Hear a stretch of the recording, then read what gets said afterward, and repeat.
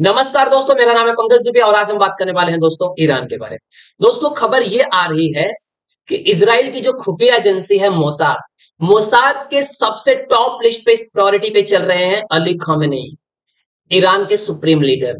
बहुत सारे आर्टिकल इस तरफ से इशारा कर रहे हैं कि भैया मोसाद का अगला टारगेट खामेनेई होने वाले हैं, क्योंकि पूरे फसाद की जड़ यही है। चलिए डिटेल में समझेंगे कि भाई साहब एक्चुअली पूरा माजरा क्या चल रहा है यहाँ पे। अभी देखिए यहाँ पे रिसेंट में क्या हुआ। अभी रिसेंट में ईरान ने मिसाइल मार दी कहां पे, इजराइल के ऊपर, और बताया जा रहा है लगभग 200 मिसाइल मारी। बड़े खुश हुई है, अपने प्रॉक्सीज को बोले रहे देखो देखो मार दिया हमने, इजराइल को मार दिया है मिसाइल। इनकी प्रॉक्सी भी खुश हो गई, हाँ पप्पा ने मार दिया है मिसाइल।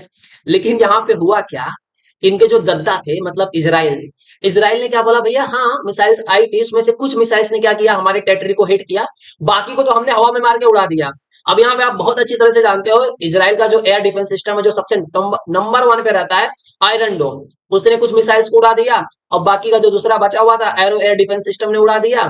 और प्लस यूएस ने भी कुछ एयर डिफेंस सिस्टम लगा करके दिए हैं। अब ये तीनों ने मिलकर के बोलते हैं ना सारी मिसाइल्स को हवा में उड़ा दिया। अब भाई साहब इतना ज्यादा ये खुश हो जाते हैं फुकड़ में ये लोग।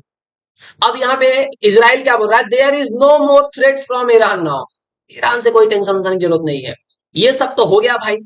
अब उसमें नेतन्याहू ने क्या बोला, नेतन्याहू ने बोला ठीक है तुमने एक्शन दिखाया, हम तुमको अब रिएक्शन देंगे और टाइम और प्लेस हम डिसाइड करेंगे। ऐसा नहीं कि तुमने मार दिया तो हम जोश में आके तुरंत ही आ जाएंगे तुमको मारने के लिए।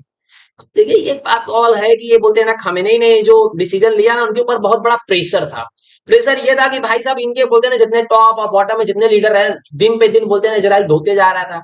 तो ये टेंशन बना था भैया कि आप थोड़ा सा बोलते हैं ना शो अप करना पड़ेगा, अगर शो अप नहीं करेंगे ना तो उनकी प्रॉक्सी टेंशन में आ जाएंगे। तो प्रॉक्सीज को खुश करने के लिए ईरान ने बोलते हैं ना ये डिसीजन लिया, लेकिन इतने हद तक किया कि जिससे ज्यादा इजराइल गुस्सा ना जाए, यूएस का ज्यादा सपोर्ट और ना बढ़ जाए और इनका काम जल्दी से निपट जाए। हालांकि आप ये बोलते हैं ना प्रायोरिटी लिस्ट में है मोसाद, क्या अगला नंबर आप बहुत जल्दी सुनोगे कि भैया इनका ही गेम बचा दिया गया। एक चीज मैं आपके साथ में और डिस्कस करना चाहूंगा कि रिसेंट कुछ समय में बोलते हैं ना मोसाद के ऊपर बहुत सारे क्वेश्चंस उठाए जा रहे थे। जो अक्टूबर 7 अक्टूबर को जो घटना घटी थी तो उसमें बोला जा रहा था यार मोसाद कैसे फेल हो सकता है, हमास ने अटैक कर दिया, मोसाद कैसे पकड़ नहीं पाया, मोसाद को कैसे नहीं पता चल पाया, इतनी बड़ी खुफिया एजेंसी। तो मोसाद ने बोला चलिए ठीक है, आपको हम पे शक है ना, चलिए अभी क्लियर कर देते हैं। तो मोसाद ने क्या कर दिया, ये देखिए तीनों को उड़ाने में, बहुत सारे लोगों को उड़ाया, मैं टॉप लिस्ट में जो रखे हैं उनको बता रहा हूँ खाली।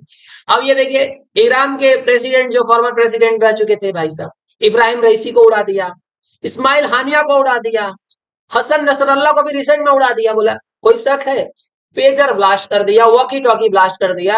अब हिजबुल्लाह वाले कोई इलेक्ट्रॉनिक डिवाइस नहीं छू रहे भैया, क्या पता ये भी फट जाए। ईरान ने इस पे भी कुछ किया होगा, डर के मारे मोबाइल नहीं यूज करते। इससे बड़ा कोई डर अगर कोई बैठा सकता है तो कोई बैठा सकता है क्या? इजराइल के सिवा ऐसा कोई डर बैठा ही नहीं सकता इनके दिमाग में। इजराइल से ये लोग इतना डरते हैं ना, तो मोबाइल यूज करेंगे, अब तो पेजर भी नहीं यूज करेंगे। तो कम्युनिकेट कैसे करोगे, कबूतर उड़ाओगे, यहाँ से कबूतर को चिट्ठी दोगे, जा भैया बता के दूसरे आतंकवादी को, वो मैसेज पड़ेगा फिर गोली चलाएगा। तो इस तरह से ना बोलते हैं ना इजराइल इनकी बैंड बजा करके रख दिया है। अब उसमें यह पता चलता है, अब भाई साहब इनके इनके जो एक्स प्रेसिडेंट है, ईरान के एक्स प्रेसिडेंट जिनका नाम है अहमदिनजाद, इन्होंने बोला कि जो इजराइल में जितने भी टॉप, माफ करिएगा, इन्होंने बोला कि जो ईरान में जो Iranian top secret service officer है ना, वो सब के सब इजराइल के लिए क्या करते हैं, काम करते हैं, वो सब लोग इजराइल के लिए स्पाइंग करते हैं।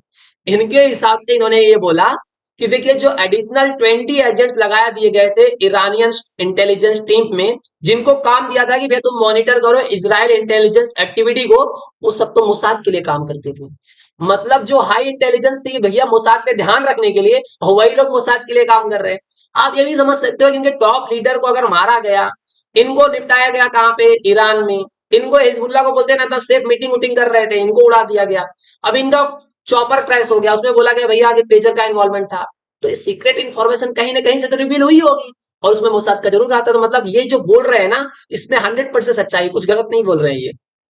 उन्होंने साथ साथ में ये बोला कि जो ईरान के जो बोलते हैं ना एजेंट्स है, वो डबल एजेंट है, वो लोग इजराइल के लिए भी काम कर रहे हैं और ईरान के लिए भी काम कर रहे हैं। और इन्होंने बोला कि जो सेंसिटिव इंफॉर्मेशन था न्यूक्लियर प्रोग्राम का, इन लोगों ने ही इजराइल को उठा करके दे दिया। जो 2018 में जो ईरान क्या करने वाला था, न्यूक्लियर टेस्ट करने वाला था, उसके जो डॉक्यूमेंट्स थे चोरी करके ये लोग ने किसको थमा दिया, इजराइल को। इजराइल ने पूरा हंगामा कर दिया, अमेरिका आ गया गुस्से में, सैंक्शन वैक्शन लगा दिया। इनका न्यूक्लियर प्रोग्राम का जो सपना था वहीं पे खत्म हो गया। प्लस इनके जो न्यूक्लियर साइंटिस्ट थे, जिससे आशा लगाया जा रहा था कि भैया ये बोलते हैं ना न्यूक्लियर टेस्ट कर लेंगे, साइंटिस्ट को ही उड़ा दिया। अब कैसे करोगे भैया, कोई तो रहना चाहिए पढ़ा लिखा। अभी तुम लोग बंदूक लेके घूमोगे तो तुम लोग न्यूक्लियर टेस्ट करोगे? जो साइंटिस्ट थे साइंटिस्ट को ही उड़ा दिया। अब ये सब चीजें देखने के बाद भारत ने भी अपना स्टैंड लिया, और पीएम मोदी जी ने क्या बोला कि देखिए terrorism has no place in our world. मतलब सीधा सपोर्ट किया किसको, नेतन्याहू को। उसका रीजन आप जानते हो? नेतन्याहू ने यूएन में बोलते हैं ना एक पोस्टर लेके खड़े थे जहां पे इन्होंने ईरान को, बाकी सब जो उनके साइड में है सबको द कर्स बता दिया, और यहाँ पे इंडिया को ब्लेसिंग बताया था। इंडिया को, इजिप्ट को, सूडान को, सऊदी अरेबिया को बोला ये भाई साहब ये सब क्या ब्लेसिंग है, ये सीरिया वीरिया ईरान वाले जो सब है सब क्या है, कर्स है। अब यहाँ पे देखिए दोस्तों, उसके साथ ही साथ में भारत को भी पता है कि देखिए ये जो चीज जो आतंकवाद है ना, उसके लिए सचमुच में कोई जगह नहीं होनी चाहिए। जैसे भारत जम्मू एंड कश्मीर में लड़ रहा है, नॉर्थ ईस्ट में आप जानते हो म्यांमार के बॉर्डर से, बांग्लादेश के बॉर्डर पर भी अब ये चीजें बढ़ने वाली है। तो भारत तो आतंकवाद से खुद परेशान है। अब यहाँ पे वो सब तो चलिए ठीक है, यहाँ पे एक मास्टर स्ट्रोक और देखने को मिला। यहाँ पे हमारे इंडियन आर्मी चीफ जो थे उन्होंने बोला कि भाई इजराइल ने जो किया वो क्या था, उनका मास्टर स्ट्रोक था। जिस तरह से इन्होंने पेजर ब्लास्ट किया, वॉकी टॉकी ब्लास्ट किया, वो सब तो ठीक है सर। यहाँ पे जब ये स्पीच दे रहे थे तो यहाँ पे पीछे जब पोस्टर देख रहे हो ना, ये पोस्टर देखने के बाद आपको बहुत खुशी होगी। यहाँ पे देखिए, ये देखिए, ये पाकिस्तान। अब ये पाकिस्तान की औकात बता रहा है कि 1971 में कैसे तुम लोग 93,000 क्या सोल्जर्स क्या किए थे, सरेंडर करके भाग गए थे। थोड़ा इमेज अच्छा लगता है, अच्छी जगह पे लगा के रखे हैं सर। चलिए जरा जरा देखते हैं अब इसके क्या कॉन्सिक्वेंसेस और होने वाले हैं। अब यहाँ पे देखिए, यूएस ने भी बोल दिया ईरान को, देखो भैया इजराइल के ऊपर अटैक अटैक मत करना, अगर तुम करोगे तो क्या हमको आना ही पड़ेगा, फिर इजराइल की सपोर्ट करना पड़ेगा और वेपनाइज करना पड़ेगा, इजराइल तुमको और मारेगा। अब नेतन्याहू ने बोल दिया कि ईरान ने बहुत बड़ी मिस्टेक की है, अब उसको तो पे करना पड़ेगा, लेकिन टाइम हम अभी नहीं बताएंगे। तो ये सब तो ठीक है सर, इसमें अमेरिका का क्या है रोल है? देखिए अमेरिका का दो रोल है। अगर देखिए नवंबर 2000, अब 24 नवंबर में क्या होने वाला, नवंबर में क्या होने वाले हैं, अमेरिका में इलेक्शन होने वाले हैं। अब इलेक्शन होने में दो ही चांसेस है भाई से, या तो ट्रम्प जीतेंगे या तो फिर आपकी ये कमला हैरिस जीतने वाली है। अगर कमला हैरिस जीतती है तो थोड़ा प्रोसेस स्लो रहेगा, मतलब ये मदद तो करेंगी, अमेरिका कभी भी इसराइल का साथ नहीं छोड़ेगा। लेकिन अगर ट्रंप रहेंगे तो बातें कुछ और रहेंगी। ट्रंप तो सीधा बोलते हैं मैं पूरा ईरान को खत्म कर दूंगा। अगर ट्रंप बोलते हैं ना प्रेसिडेंट बन जाते हैं नवंबर इलेक्शन के बाद में, अगर ट्रंप चुन करके आते हैं भाई साहब, ये तो पूरी हालत खराब करने वाले हैं ईरान की। अब जैसे अगर ट्रंप चुन करके आ जाएंगे तो इजराइल तो पूरा खुला सांड हो जाएगा, जहां देखो उधर मारना शुरू कर देगा। ये सब तो चीजें सर चलते रहेंगी। अब एक्चुअल में जो इजराइल जो सोच रहा है वो क्या करने वाला है, अब अगला क्या कदम रहेगा इजराइल का? इजराइल को पता है कि देखो ईरान डायरेक्ट हमसे लड़ नहीं रहा है।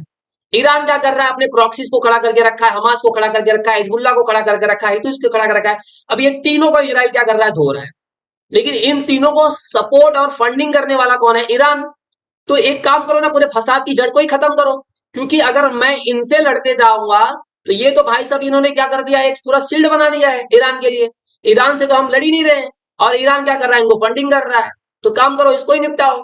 क्योंकि अगर हम इनसे लड़ेंगे तो 40-50 साल तक तो बोलते हैं ना हमास से लड़ेंगे, फिर इससे लड़ेंगे, इससे लड़ते रहोगे, फंडिंग करें, कोई एक आतंकवादी संगठन और आ जाएगा, कोई और मिलिटेंट्स यहाँ पैदा हो जाएंगे, कहीं और पैदा हो जाएंगे, फिर अटैक करेंगे। तो भाई साहब जो पूरा जड़ी है ना, जड़ी को खत्म करो। तो इससे ये लगाया जा रहा है कि भैया नेतन्याहू ने क्या बोल दिया, यहाँ पे देखिए, Iran will be free soon. Netanyahu ने बोला कि देखो पर्सियन, मैं ऐसा कुछ काम करने वाला हूं कि ईरान बहुत जल्दी क्या हो जाएगा, फ्री हो जाएगा। तो सवाल उठेगा सर ईरान फ्री हो जाएगा, मतलब आयतुल्ला अली खमेनेई के जो रेजिम है उससे क्या हो जाएगा, फ्री हो जाएगा? क्योंकि ईरानियन भी बहुत सारे अगर आप देखने जाओगे ना तो इनसे खुश नहीं है, इस चच्चा से खुश नहीं है। ये औरतों को जबरदस्ती बोलते हैं हिजाब पहन करके चलो, हिजाब नहीं पहनोगे तो गोली मार दी जाएगी। अब सवाल ये उठता है क्या ईरान की फोर्सेस वो इजराइल से लड़ पाएंगे? नहीं, कभी नहीं लड़ पाएंगे। अब इजराइल की फोर्सेस से ये लोग नहीं लड़ पाएंगे, ये लोग खाली बस बोलते हैं ना औरतों पे गोली चलाना जानते हैं, उसके अलावा कुछ आता होता नहीं है।